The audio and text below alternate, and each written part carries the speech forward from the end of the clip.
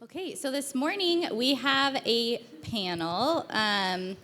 Something certainly on my heart and core teams was that a lot of us are in different seasons while we have little. Some of us work full-time, some of us work part-time, some of us are fully stay-at-home, and there's different joys and challenges to all those different situations and seasons, and sometimes it looks different than we hoped, and sometimes it looked just like we hoped.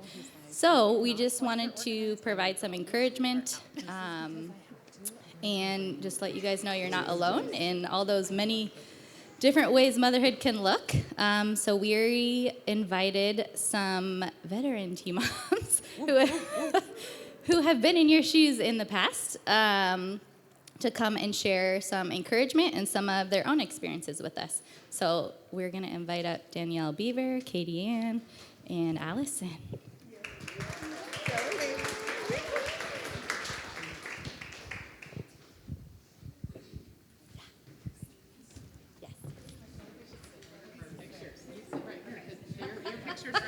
Look at them. Oh, okay.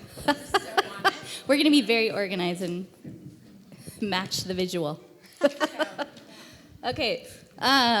So why don't each of you start by just telling us about who you are, who's in your family, and what your kind of time has been spent doing with work and home life.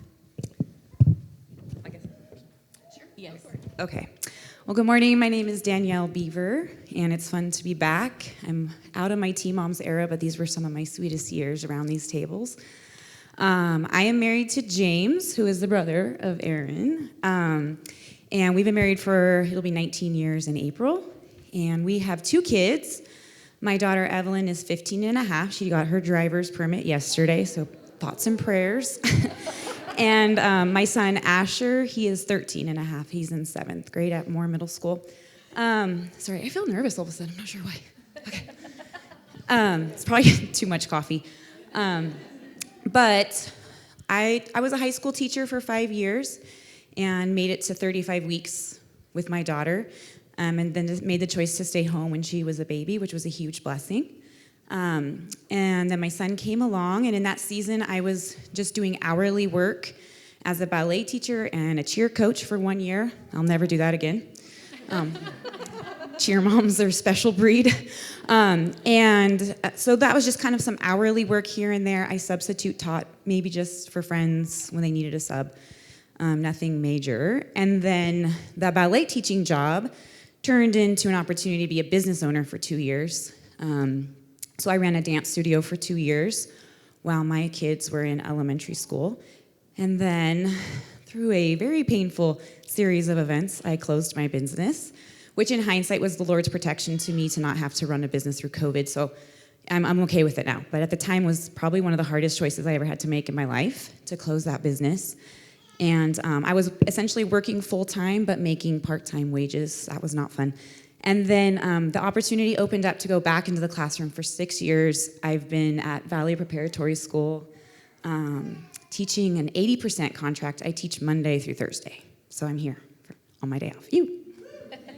So lots of staying home, hourly, part-time, full-time, business owner, all of the things. I've done all the things. Yeah. Tell them what you teach. I teach French to preschool through 8th grade. I just think that's fun. I love that that's what you do.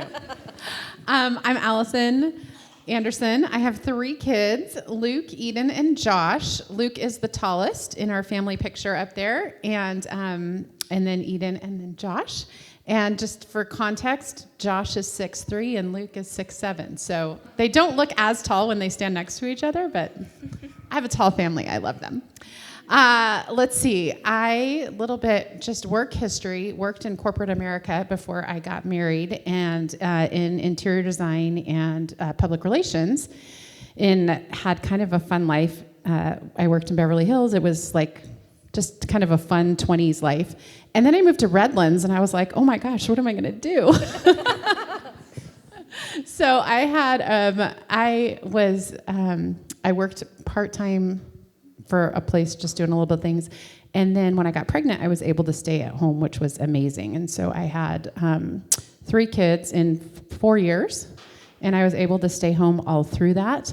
And then I had a huge life change and became a single parent and needed to go back to work. So that just shifted everything about what I was doing. And my first job back working was actually at Trinity Church. And I was the graphic designer because I had some experience in that. And I worked here for a number of years and then ran my own business and did that for a while. And then started working back at Trinity again with Micah House about 12 years ago and have worked all the way through that time. So I got to do I got to do TMoMs for a little bit when my kids were little, but then when I had to go back to work to support our family, I had to step out. So it's been a journey kind of all through some of those things, but excited to talk about it today. Yes. Okay, Katie Ann. Oh, I'm sorry. We have to share. I love it. I'll share with you anytime. We can share too. I'll share with you too. Well, I'm Katie Ann George, and in my picture, there's my husband, Ryan, my daughter, Ivy, just turned 13, and Maggie is 10, and Lincoln is 6. So when I started TMoMs, I was pregnant with Ivy, so I was in it for about 12 years, maybe minus a year and a half in there. And so this is really like an honor to be back and on the stage and on this side, but I miss it. I miss you all terribly. So I was already a dental hygienist when I had kids. So I was working kind of a lot because I had student loans. And so that was actually very hard because I felt like I had to. It wasn't a choice. It felt like I had to. And while the job fits me really well, it was a really hard season. So when my babies were little, my 2 girls were little, I worked about 25 hours a week over 4 days, 2 long days, and then a 6-hour day and a 4-hour day. So pumping at work and all that was just very hard. So I would get like this much. I'm shaking, guys. It's the coffee. Being up here, yeah, I had black tea. I was like, I need not too much caffeine, but just a little. And some antiperspirant deodorant, because I don't normally wear that, but I did today, so. Thank you. You're welcome. You're welcome. You can sit by me. And so then, as the years went on, my husband's a teacher, so teacher salary, you start like here. But then you start moving as you go, and with the master's degree, like, thankfully he did that. So now, as the years went on, I worked less. I was able to cut back and do a couple half days and be able to pick up my own kids, which was like, it just opened the world, and I just was so loving it. I just appreciated my job more. So then I got pregnant with Lincoln, and then was on maternity leave, and some of you know my husband got really sick, so he was home for a while, and he was immunosuppressed, so I couldn't really go back to work. So I was home for a couple years. So I've done for me, it was working a lot. Dental hygiene is very hard physically, so it was too much. And then I stayed home, and that almost gave me a nervous breakdown. So, full time with a 4-month-old and a husband to take care of. So there were extra circumstances there, but. And a few dogs. And then I added some dogs. So it's just, why did you ask me up here? I don't sound very trustworthy already. This is perfect. It's okay. Yeah. That's why. There are consequences to the choices you make in life, right? So you have extra dogs, and you live with the consequence, the joy and the hardship. So, anyways, now I went back and I work 2 days, and it's been great. So, Okay. that's me. I love it. Yeah, I don't think we even realized when we ask you all, you have such a variety of experiences. That's perfect. Okay. Can you share something you wish other moms understood about your season right now? I went first. You wrote it down. Oh, Go for it, Katie. they think I'm all impressive because I wrote down what I'm gonna say, and really it's just because, as Danielle said, my brain glitches. So I didn't say that's your why. brain. No, you didn't say my brain glitches. I was like, in general. I said I basically get a brain, and then it glitched, right? She's Yeah. like, a brain glitch, yeah. Just wanted to clarify. Okay, so I'll just start out. what do you wish other moms understood about your season right now? I would say I'm going to go back to being a young mom. Like I said, it felt torturous. Physically, my body was having such a hard time with the job that nursing my baby at night, even more hunched over, I was just in pain all the time. I'm not anymore, but it was very hard. And patients would say, oh, just enjoy the time with your babies. It goes so fast. And I would think, I wish I could be with them now, but I'm here. And it was very, very hard. But here's the thing. My husband didn't get his teaching job back one year because he was new. They were pink slipping everybody. And he had to stay home with our oldest. She was 6 months till she was 18 months. And it was so hard. But I had my job.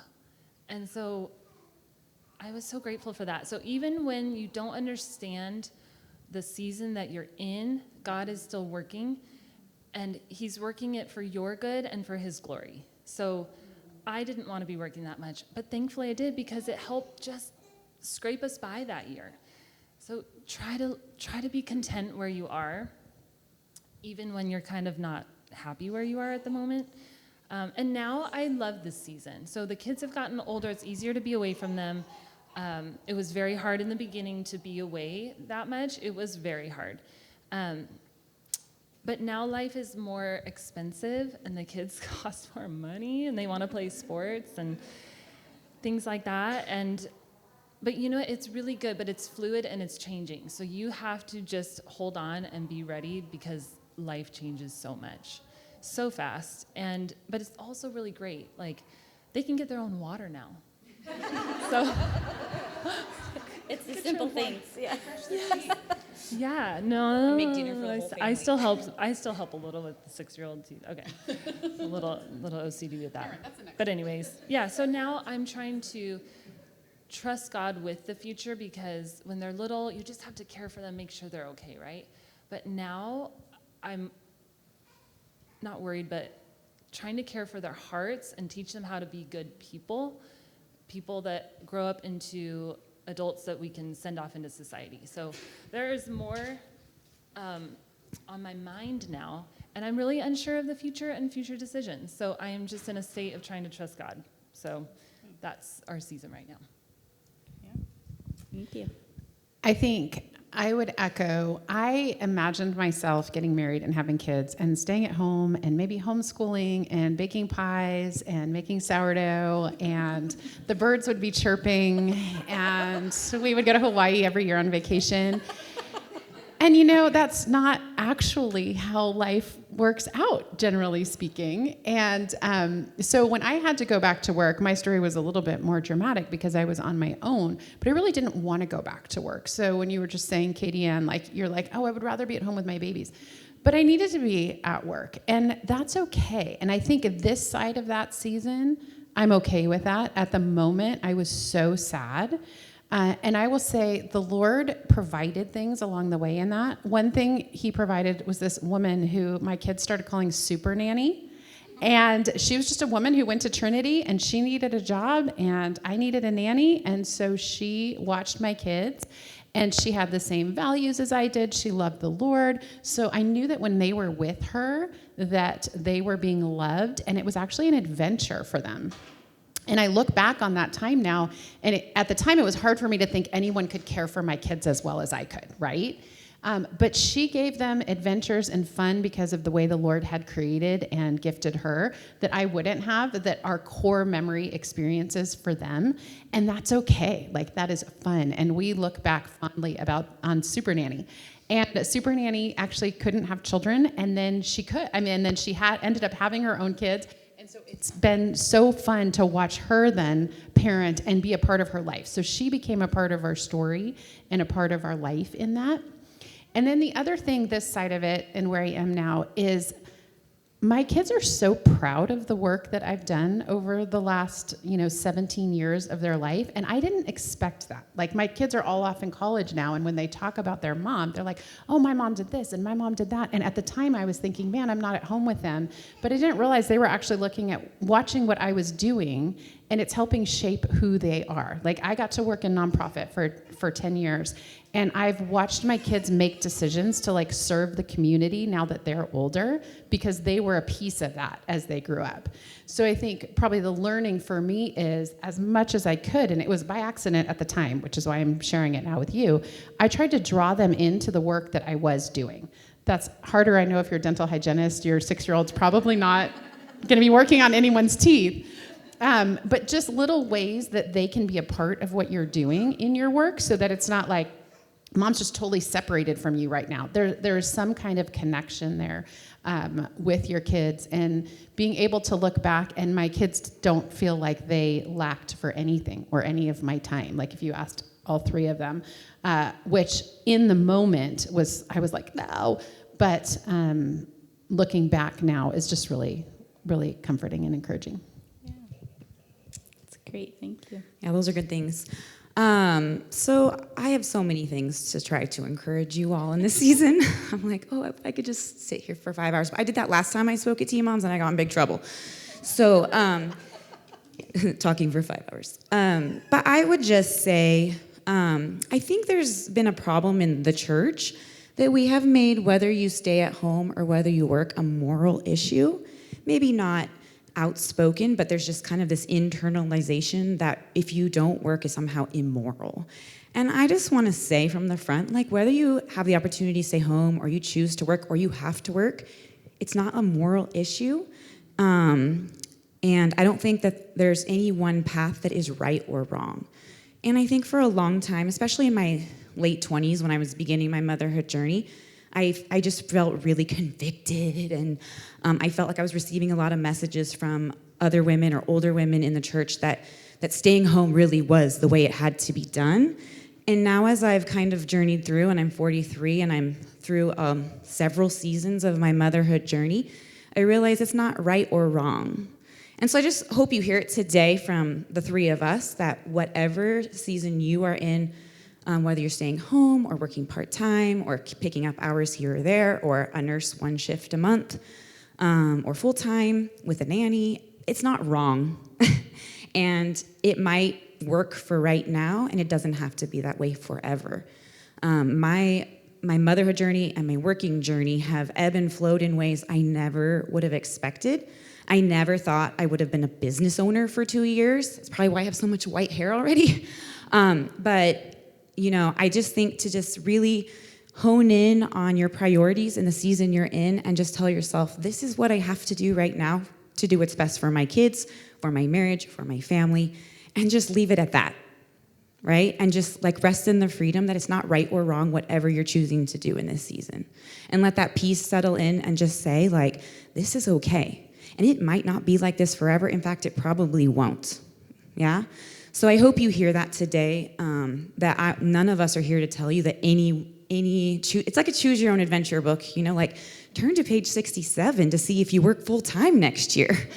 Turn to page 93 if you want to be a stay-at-home mom, and it's all right. It's all going to work out. It's all going to be okay. So that's one thing I really want you to know about whatever season you are in. And then one of the things I want you to know about the season I am in, because I have the microphone and you have to listen to everything I say, is that the season that I am in is actually the loneliest season of motherhood that I've ever been in. When I look back in all, I kind of clump together the seasons of motherhood into, infants, toddler / preschooler, early elementary, later elementary, because those are 2 different seasons, really, middle school, and now with my new high school adventure, that each one of those seasons has come with really beautiful things that I look back on fondly, and really hard things in every single season. And then the season I'm currently in, nobody told me how lonesome it would be. And so, not to discourage you, but just to let you know what's coming ahead. Really embrace these times and cement your friendships, because when your kids get older, it gets lonelier and your friend pool dwindles. No one told me. And it hasn't been like, oh, boo-hoo, I'm sad about it. It's actually been really beautiful, because the reason that I'm lonely is I have to drive my kids everywhere. My kids cannot drive, 6 months, but I was unprepared. I would say from like, once your kid is in 5th grade and then in middle school into high school, their life becomes so much more independent of you, and that's developmentally appropriate. They start doing things with their friends without you. You know, my daughter wants to be dropped off at Mountain Grove Plaza with her friends and pick me up at 7:30, and then a text, can you make it 8? Or they get invited to birthday parties, and when your kids are little, you stay at the birthday party and you get to chit-chat with other moms and exchange numbers. Well, then you drop them off at the birthday party, and then, you know, you can't even have a cocktail on a Friday night because you have to pick them up at 10:30. And then, so it's just, you know, it's just a lot of coordination about helping them live their best life, and it leaves me a lot less time to live my best life. And it's not bad. I'm not bitter about it.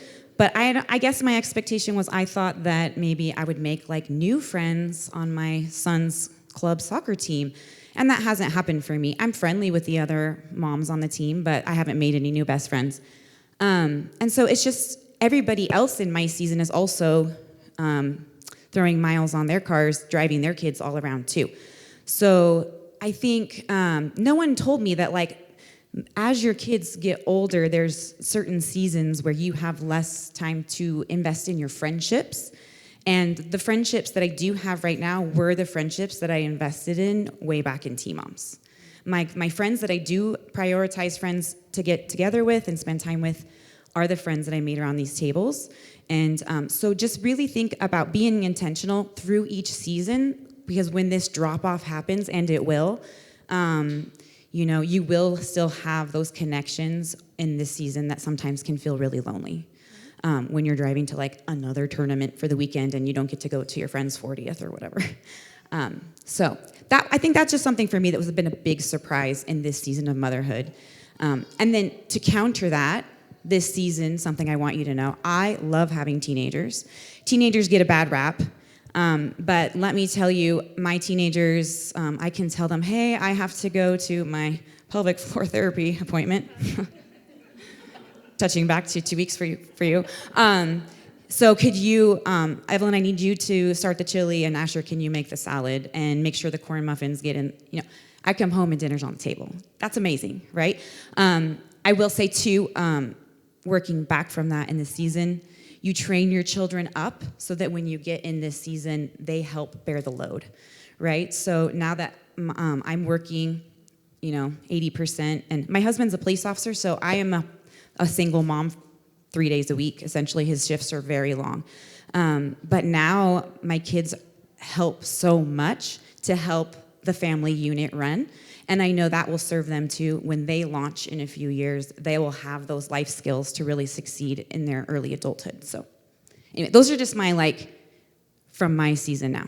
Yeah, I love it. I feel like what all you guys shared is just such a good reminder that it's not either or so much of life. You know, there's challenging things and there's joy. So it's good to acknowledge both.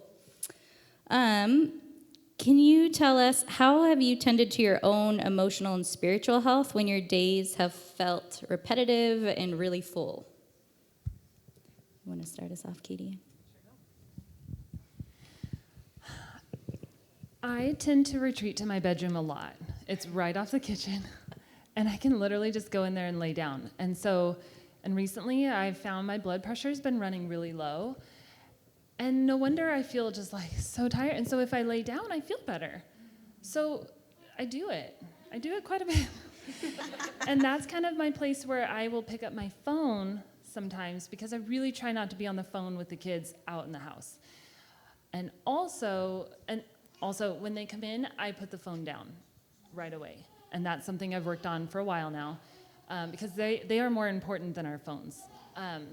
Another thing is that the Bible is something that completely fills you up. So this has been game changer. This is something I got from my sister going into college, and I pulled this out and put it next to my bed.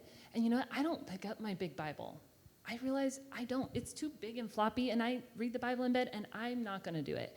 So when I put this next to it, I've been reading it so much more often. So get a little Bible that you can just pick up, because the Bible on the phone is way too distracting. You get a notification and it just, you guys, it's sucking our attention. So work on, like, I'm working on my phone habits. So work on that, and you know what? Pick this up first. If you just go lay in the bedroom, don't feel bad about it. Just do it, because it's going to make you a better mom. And then pick this up and read like a couple verses. I literally just open it up to a random page, and I think, man, I'm learning new stuff all the time.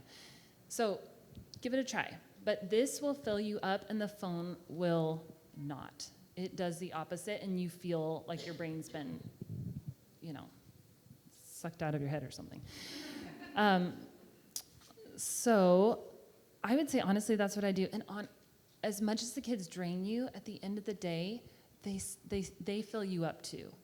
And so try your hardest to make a little bit of time for them, and read to them, and a little bit, like just a little more input, a little more. Give them a little bit more, and you will feel filled up, even though like it's been a really long day. And it's okay to tell them, I am really tired tonight, but also make sure that they're aware that you're trying to be there for them. So yeah, that's what I would say to that. And also ask them a couple questions before bed and affirm them in prayer. So when you're praying, just, Lord, thank you so much for giving me Maggie. Thank you for the sweet kid that she is. Thank you that she's really been working on loving her sister and mother, whatever. And they just like get to go to sleep knowing that they've been affirmed. And so I recently learned that. I am working on all these things too. I would say one of the biggest things for me in this, and also just motherhood in general, is expectations, like my own expectations. So I had thought that I would be able to get like revived and rejuvenated, spend time in the Word, all of that, exactly how I did when I was in college, and I was living by myself, and I had very little responsibility, and I had a great paying job. And I took that mindset into now having a spouse and kids and part-time work and all of these things. And it's just an unrealistic expectation that I put on myself. So I think one of the first things for me was going, okay, how do I spend some time with the Lord when I am needed literally every hour that my kids are awake, right? Because when they're little, like they're crawling somewhere, they're doing this, like you can't just like go away for 15 minutes. You have to be on all the time. So it was creating other rhythms for myself through the different seasons. So maybe it's playing music, like listening to worship songs, listening to the Bible read, just working different things in there. I love that Katie Ann said, like, her prayer time with her kids. Like, when you're praying over your kids at night, that's you praying to God the Father. Like, if we take that and go, okay, Lord, some of my prayer time is going to just be with my kids because that's the season I'm in, and take that time with them. We watched, not that I'm promoting TV, but we watched a ton of fun, just like Christian cartoons. And that can even be time as you're doing that with your kids to think, okay, Lord, what do you have to teach me in this? Because it's teaching my kids something, but maybe it's teaching me something as well. And so I just think I would keep coming back to that word expectation. Like, modify your expectation for something realistic within your season. And that is going to change. In 2 or 3 years, when they're not crawling anymore and now they're walking and they're moving, you're going to have to modify again. And then when they get old enough to brush their teeth and do some of those things on their own, then you're going to have to modify again. And so you just kind of continue to do that, but just manage your expectations realistically for the season that you're in. Yeah, that's great. What about you, Danielle? One thing that I've had to modify is feeling like I have to do all the things. I had to let go and step out of women's Bible study because I'm also in a small group Bible study with my husband. And so I just don't have the margin and the extra time. I'm also a high school leader here at Trinity I have the senior girls this year. I didn't have the time and the margin to be doing women's Bible study and small group with my husband and small group with my high school girls. It's just too many things. So I had to say, you know what, for this season, I'm not going to be in a women's group. And that doesn't mean I'm not going to go back to maybe being in women's ministries, in a few years, but that season I'm in, I'm choosing to be in small group with my husband. So I just had to cut some things out, and I think that's okay. And then also, for me, I always listen to the Bible every morning while I'm getting ready. My friends, my small group, who are my friends? We have been doing the Bible recap together for several years, and we stay on track to read the Bible in a year. And I listen to it every morning while I get ready. If I feel my mind drifting, I replay it while I'm driving to work. And if I'm being a really, really good Christian, then I read it on paper again later in the day, but I can't promise that's very often. I'm going to tell you the same thing that I told my high school girls. There is no wrong way to be in God's Word. If you are making an effort to be in God's Word, He will show up and meet you there. And you don't have to do it for an hour. You don't have to do it for a half hour. There's no right or wrong time. The reality is, are you making the effort to meet the God of the universe through His Word? And I told my high school girls 2 weeks ago, I said, it sounds really weird, but I don't know why it took me so long in my life. You can't know God apart from His Word. There is no amount of hikes out in nature. There's no amount of loving people to be good to you. You cannot know God if you are not in His Word. And so I told the girls, but there's no wrong way to be in His Word. Get in His Word, make an effort every day, and then just keep pressing in to that. So, Yeah, I love all those practical tips. What rhythms or boundaries have helped protect your family or just your sanity in this season? You mentioned a little bit, cutting back. I'll jump in on this one. I'll make mine quick. But I am very, very good at the word no. That's when I pride myself, and I have other friends who said, I said no today, and I thought of you. And I'm really proud of that, because I think for a lot of us, it's really hard to say no, and we want to be all the things to everybody. And I'm in a season of life where I just don't care. I don't have to be everything to everybody. And I make no apologies about that, especially at work. My bosses come to me every year because I'm on this 80% contract. They're always trying to get me full time. And I say, well, that's fine. If you need to find another French teacher, I understand. And they're like, no, okay, you don't have to work Fridays. But I just told them, that's my boundary. I'm not coming in on Fridays. So if you need to find another teacher, that's okay. You maybe even find a better teacher than me, right? I have no pride in that. And then they've asked me to teach after school classes. And they try to tempt me, well, you'll get to make this much money extra. I'm like, my husband can make that in overtime in a day. I'm not working for an extra 12 weeks after school and giving you time away from my kids who are home after school. So no, I'm not teaching after school classes, but thank you for the opportunity, right? So I just think getting really good at your no is really important.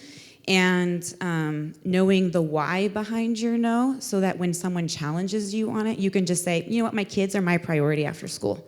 This school is not my priority after school. My kids are my priority after school. When I'm here, I give you 100%, but when my contract is up at 3:30, I give you 0. I don't even check my work email from home. I have parents who email me, and the next day I'll say, sorry, I'm just seeing this. I don't check my work email from home. That's outside of my contract hours. So I just try really hard to keep my no, my no. I would go back to expectations again, and just expectations for what your family needs and what you can handle. Because like Danielle said, there's lots of good things that you could say yes to. But at some point you have to go, if I say yes to all of these things, I know me, I am going to be frazzled. And then as your kids are growing, you get to know each one of your kids, and your kids have different levels of frazzle. So your boundaries are going to look different too based on your kids, and you're going to make that decision for your whole family. So I have one that if we're in a big group and it's all crazy, it's way too much if we're there too long. So then you just make that decision for your family. Okay, our whole family is staying 30 minutes and then we're leaving. And so it's just kind of knowing where you and your kids are at, and also your expectations. Because if I love to be at a big party and I can stay there for 4 hours, you're going to have to modify those expectations if that doesn't work for your kids and your family as well. So I just think that's important, that you keep kind of all of those factors and those things together as you're thinking through those boundaries.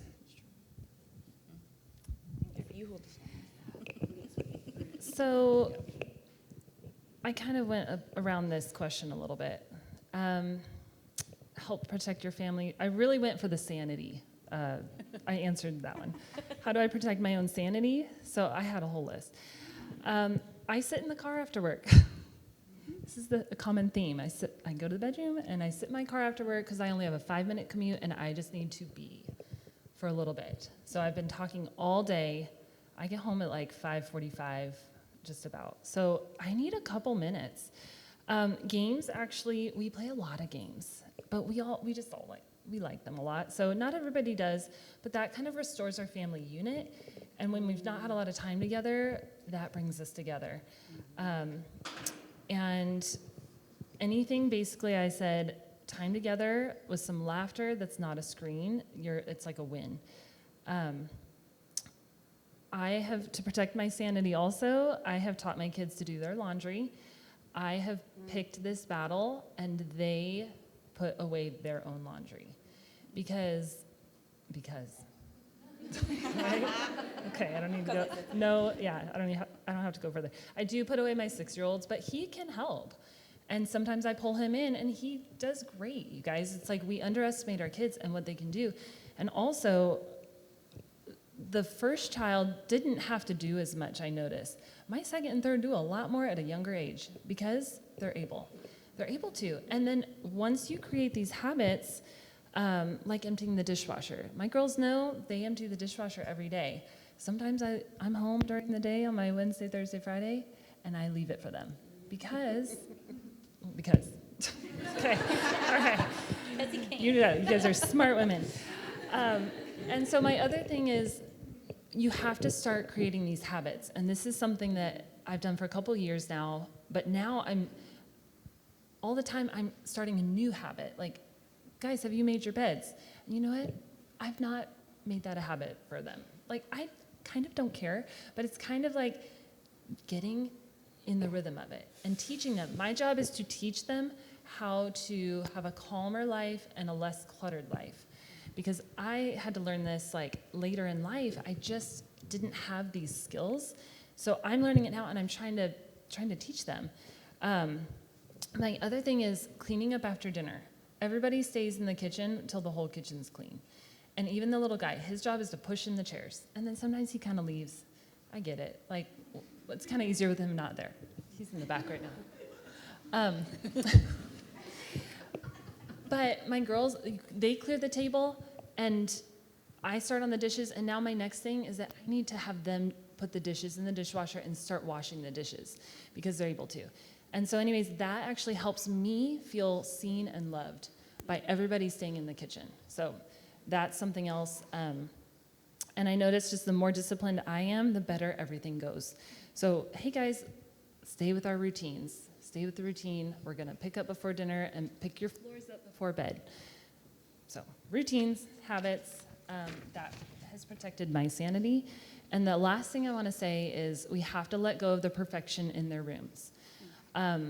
Because that will rob you of your sanity. And another thing that I've learned is our kids want to please us so much, and they're striving for that all the time. And so when we come and we harp on them all the time, they internalize it, and they, especially girls probably, but they feel shame. So we have to strive so hard to encourage and teach and not shame, which I'm still learning, I'm working on. But this last year or two, I've worked really hard at it, and my kids noticed. So much so, she said, yeah, I've noticed a difference in you. So when you say, I want your room cleaned up in 5 minutes, and they just freeze and completely freak out, that's because I'm putting expectations on them that I want it done in 5 minutes. But you know what? Maybe they take half an hour, and they'll do it willingly. So I learned that the hard way. For a whole year, I was like, I'm tired of this. We need to do this like this. And it wasn't right. It wasn't right. It wasn't God-honoring. But I had to learn that. So maybe you can learn that from me and try to make a small change. And also teaching them why things. I would like you to clean up your room because when you walk in, your brain is going to feel calmer. See, this is a common theme too. We're all trying to be calmer. Okay? When I talk slower, that's because I'm not feeling very calm, but I'm really working at it. So when you walk in, there's less clutter, and you are going to feel better. And so then it's like, oh, that's why. It's not just that I want you to clean your room. So hopefully that helps you. I want to add one thing to the Sandy conversation that I forgot to mention, and I just think this is a good time in this panel to talk about it, and that's the side hustle. I think there have been seasons in my life where I'm like, I could just really use a little bit of extra money, so I'm going to like do this little thing on the side. And the side hustle can take up a lot of your mental time when you're with your kids. And there's nothing wrong with those things. And I mean, when I say this, you guys, I've done all number of things. So like designing websites for people, selling stuff on Facebook Marketplace, like you name it, I've done it, like all these little things. But what I just wanted to share with you today is that's an okay thing to do, especially if you're at a place where you need that extra income for a little bit. But just recognizing that that is going to take away from something else. You can't add the side hustle in and still have the same stuff that you've had going on. That's going to remove a piece of that pie. So if you're looking at the rhythms that you've done for your own like sanity and the rhythms that you've done for your boundaries, all of a sudden that side hustle will take up some of that space. So I guess what I would just share with that is not that you can't do it, but just recognize that and say, okay, maybe we always do this, on Saturday mornings, but now that's my time to sell my stuff on Facebook Marketplace because I need to do that.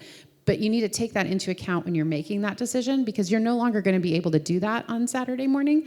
And if you try and do that on Saturday morning and try and do your side hustle, you are going to go bananas. Like that's just the bottom line of it. And the other thing that I did that I'm just passing on as a learning is I was always like, well, once the kids are in bed, I could do this stuff. So I'd have a list of stuff that I'd line up for once the kids are in bed. You guys, once your kids are in bed, your brain is like gone. All I wanted to do was get in bed myself. So just, again, expectations, having those realistic expectations and just being really aware of the little things that come up that you think are going to be helpful and recognizing that they really do replace some of those other things. So when you're thinking about your boundaries for your family, just knowing that some of those boundary lines are going to have to shift if you're adding stuff in. So, yeah. I love that. I do think it's so easy for us to think we can do all the things and not ask for help. Yeah, just to echo that, we have an Etsy shop and we engrave tumblers and things like that. And so we've had it for about 5 years. And at one point my daughter came out and she said, I don't like the business. And we were spending our time out in the garage and not inside. So she's trying to tell me something. And I said, but we got to go to Disneyland because of the business. One time. I 5 years, you got this. I know. So, yeah, they'll kind of tell you. I have one more thing to add to the sanity. I feel a lot more sane when I have something to look forward to. If I don't have a trip on my calendar within the next 6 months to a year, I am a sad face. So I would say for me, part of my sanity is always having something to look forward to, something to plan, whether it's a camping trip. We're trying to go big this year. We are trying to go to Hawaii. My kids have never been on an airplane, so this is a big deal at 15 and 13 to finally go on an airplane. But just to have things to look forward to kind of helped me through the drudgery and the mundaneness of the meal planning, laundry, get to work, homework, soccer practice, volleyball practice. But you've done a lot of camping too. Yeah. Yeah. Yeah, lots of camping. Camping's cheap. That's why we're going to Hawaii now. That's good. You've all touched on this in different ways, but is there any other ways this season has required you to surrender expectations that you'd want to share? You've all shared great examples. This one kind of came to me this morning when I was praying before coming. When I was pregnant with my daughter, and it was my last year in the high school classroom, my best friend at work, who was 66 and I was 27, she told me, she said, I just want to tell you before you leave to have this baby that if you come back, that's fine. Because you at work are replaceable and at home you are irreplaceable. And I remember it hit me pretty deep even then, and it hits me even deeper when I think that Sonia told me that. Because it's true. There is always somebody who can replace you at your job, no matter what your job is. There's someone else that your business or your boss or however it works for you, whoever that is, They could always replace you with someone else, and then, spoiler alert, they might even find somebody better than you. So you are not obligated to stay in something for somebody else, because at home you are irreplaceable. So if you ever have to modify your hours or your contract or even your place of work in order to do what's best for your family, you don't owe anybody in that. So I would say for me, that was a really important message to hear. And also, too, just to adjust expectations of what's expected for the rest of your family depending on your season of work. I will say my husband and I have been through a lot, and that is another TMom session for another time. But my husband has definitely grown in huge ways of being my partner in life. When we hit our lowest low of marriage, I finally said, I don't know what I signed up for or where we got these expectations, but I can't do all this. I really want to be in a partnership. And one of the best things my husband will say to me now is, how could I bless you today? Or what is something I could do today to take something off your plate? Especially on his days off that don't line up with mine, I could be like, can you do this Amazon return? Can you, we are much more in a partnership now, 19 years into marriage, than we were when my kids were small, and I really felt like I was doing 95% of everything for our family. So train your husband, and then also train your kids. Like Katie Ann was saying, kids are capable of so much, and they need to be contributors to the family unit. And the cool thing is when you have your kids unload the dishwasher at 6 years old and 8 and 13 years old, that when they're 15, they do it without even being asked. And I'm in the season in my amazing teen era that I tell my kids regularly. I've said it at least 3 times in the last week. It really blessed me today when I pulled in the driveway and the trash cans had already been pulled up. Because when Asher walked home from school, he pulled them up on Tuesday without being asked. Or I told Evelyn, it really blessed me when I came out and you were making your lunch and you unloaded the dishwasher willingly while you were making your lunch, and I came out from blow drying my hair and it was done. To train your kids we have a motto in our family, it's see a need and meet the need. So the expectation in our family is if you see something that needs to be done and you have the time and the ability to do it, you should just jump in and do that thing. If you see someone left a wrapper on the coffee table, you should just pick it up and put it in the trash, even if it's not yours. If you see that the dishwasher light says clean, you should take initiative. And I say we've been doing that since my kids were very small. They put their own diapers in the trash when they were in diapers. And now I see the fruit of that. And so you got to play the long game. I would just say, too, as far as expectations, God has uniquely created each one of you. He's uniquely created each one of us. And he's going to use the gifts that he's given you, whether you are at home with your kids, whether you are in a part-time job, whether you have kind of a side hustle, whether you're working full-time, whether you're on an 80% contract, wherever you are in your space, God is going to use the way he created you. So I would just say, rest in that a little bit in the space that you are and kind of ask the Lord, hey, here's where I am. What is it, the ways that you've gifted me, that I can glorify you in whatever this situation is? And that, having that be my goal and my expectation for my day changes, kind of flips it for me. Instead of the expectation is that I get all this stuff done, the expectation is, Lord, how are you going to use the way you created me to love my kids today in this space? How are you going to use me at work today? How are you going to do these things? Because the Lord's still working on our hearts during this season of motherhood. And sometimes I think it feels like we're pouring out and pouring out and pouring out. But we're able to pour out because we're being filled up by the Lord. And we're able to be used in those unique ways that God has created us in each one of our spaces. What would you guys say is one of the biggest challenges of balancing work and motherhood? And balancing probably isn't a great word. Work and motherhood, and or in the season that you were more fully stay at home. What were some of the biggest challenges you experienced? You want to go? Tired. That was a good no. I'm going to say I was tired. Guys, I don't know about you, but I need a nap every day. And there have been seasons of my life where that's just not a possibility. I probably have more to say, but that That's was a good one. That's truth. That's just truth. It's still true today. I go home for lunch and I'm like, I need a nap. I think for me, one of the challenges is it's just finding the balance and time management. I feel like my prayer request in small group is always like, if you could just pray that I do better at managing my time, putting all the things in the right order. I always tell my kids, it's order of operations, just like math. You got to do this first before you can do that. And you got just putting all the pieces where they belong so that the whole machine runs well. I think time management has probably been my biggest challenge in my working seasons. And also in my stay-at-home seasons, time management felt hard because the days felt kind of long.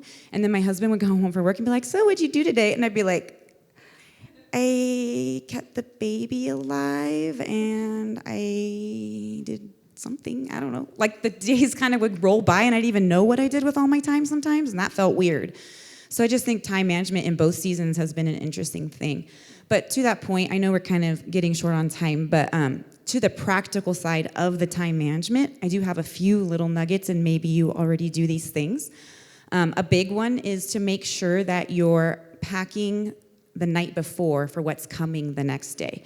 So that, and your kids are doing that. So they are laying out their clothes the night before, packing their backpack the night before, permission slips are signed the night before, soccer practice bag is packed the night before, any kind of lunch situation can be prepared ahead, packed the night before.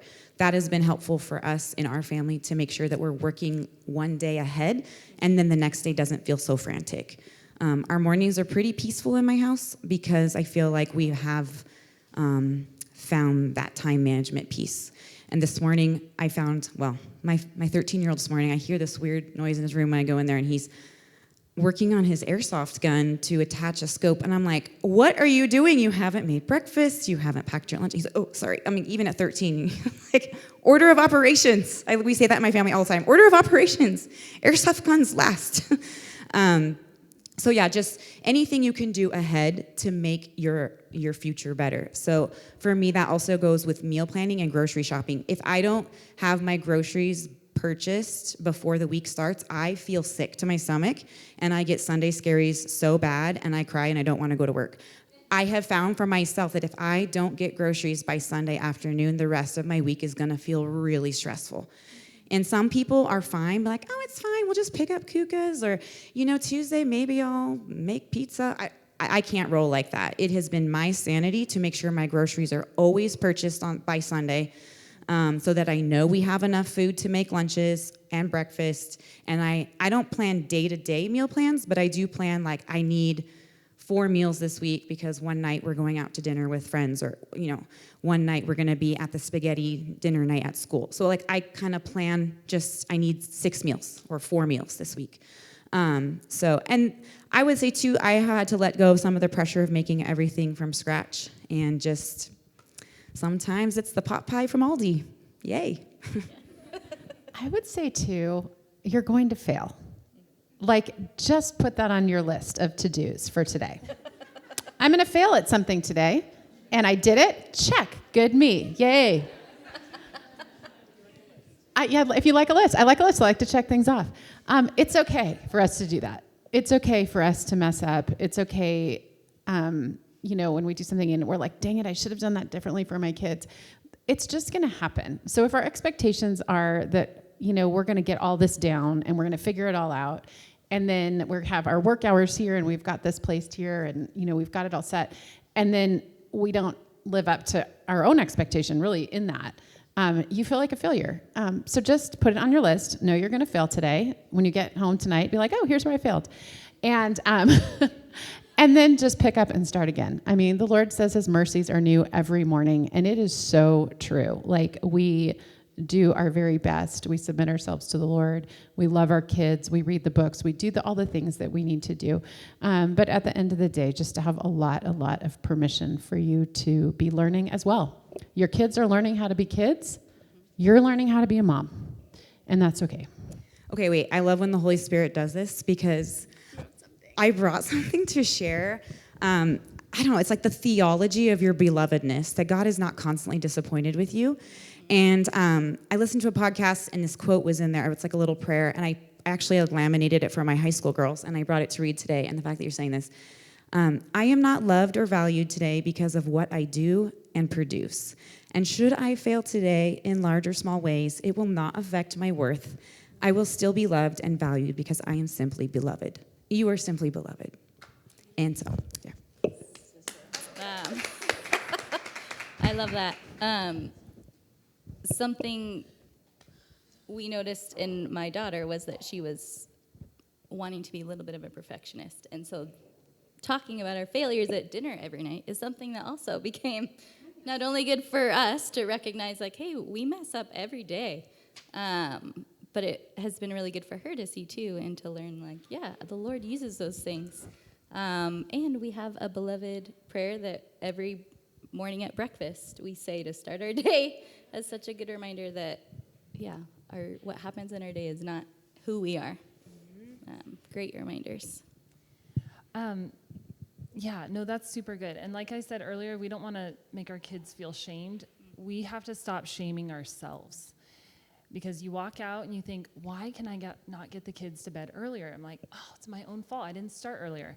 And on and on and on. Like, we just have to stop and say, you know what? I just didn't quite get it tonight. So that is huge. And I also wanted to say, I don't know what question we're on. I'm just going to go off some of the things I wrote down. Okay.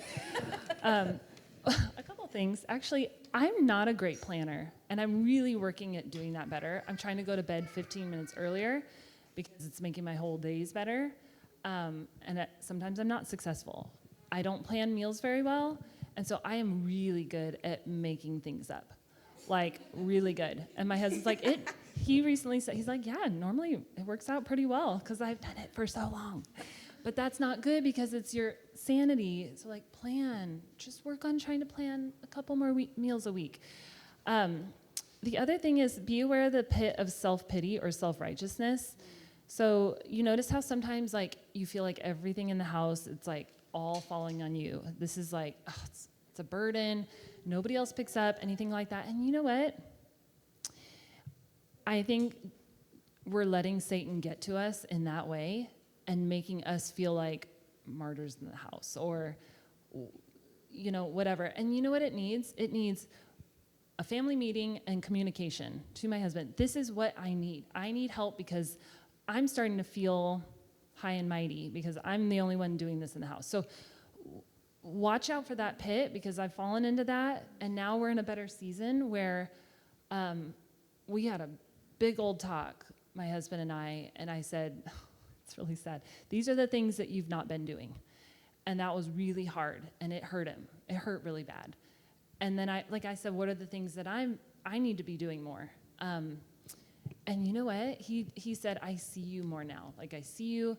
So have a conversation if need be. Also, shave your legs a little more. Just a little bit. Just a bit. Because I've also failed at this through our marriage. We've been married 18 and a half years. And even today, I thought, I'm going to pull out my electric razor, which was dying. So I barely did it, but whatever. But shave your legs more. Like, what can we do? What little thing can we do to show our husbands we care about them, right? Okay, that's something easy to try and work on. And the other thing I would say is really fight against the feeling of being discontent. And I remember sitting here at TMoMs and feeling like I have to work because my husband doesn't make as much money as a different one. Mm. And that was really hard this season right here. And again, God used my job to help provide for my family for that year. So just try to fight against that discontentment because Satan's really going to get to you in that way. And I'm kind of like once I realize something, I'm like, oh no, like, you're not going to get to me. Like, I will work really hard to fight against it, but we have to realize it and then fight against. I'm like, I'm up for the fight. So we just have to realize that that's happening to us. And also, I just wanted to say, be present and go lay in the bed and relax, but then go be with your kids. Go be with them. Be calm. be a calm place for them because they will emulate how you are. And that's what they were doing. And then they noticed a change. So be the calming present and get ready a little bit ahead of time, and it makes a difference.